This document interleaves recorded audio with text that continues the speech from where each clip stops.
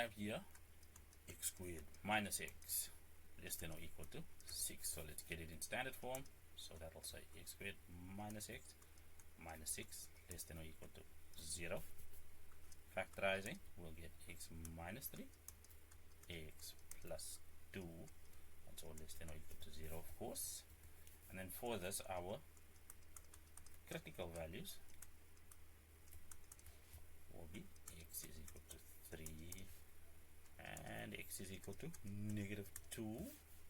Let's see how that fits on our little graphing assistant over here. Everything under is obviously less than. We're looking for less than or equal to. And as you can see, we have a connected solution set. So ax is greater than or equal to negative 2, less than or equal to 3. Succinct. Done.